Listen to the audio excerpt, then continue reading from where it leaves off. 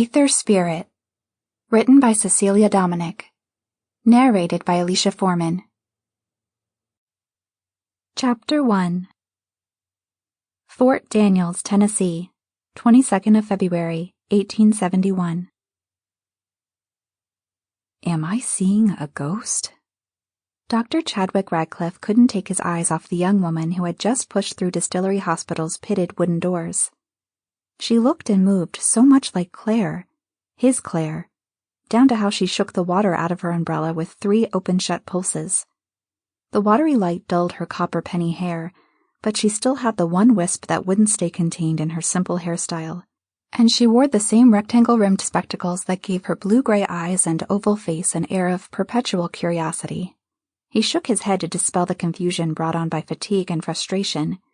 He'd been back in the Union States for a month and hadn't heard anything of Claire's whereabouts, in spite of repeated letters and telegrams to his contacts in Boston. 6 years had passed since the accident.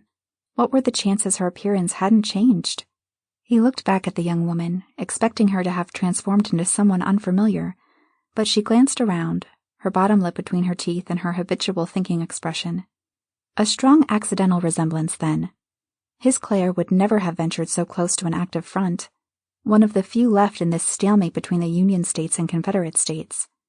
Her family would never have allowed their precious daughter and niece so close to danger. He motioned to one of the nurses, who approached with swishing skirts. "Yes, Dr. Radcliffe?" "Find out who that young woman is and what she wants.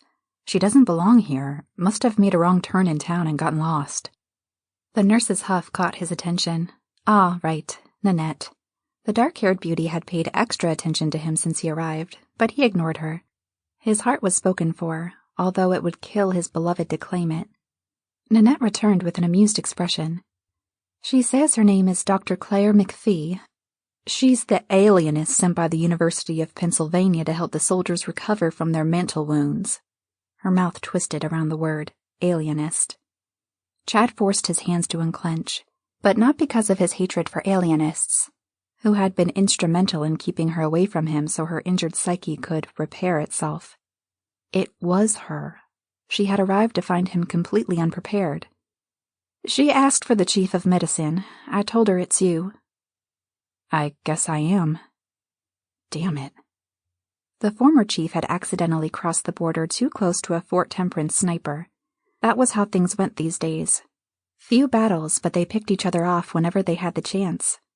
As Chad was the only other physician there at the time, Perkins having been on a much-delayed leave, Chad had assumed the chief position. Sample complete. Ready to continue?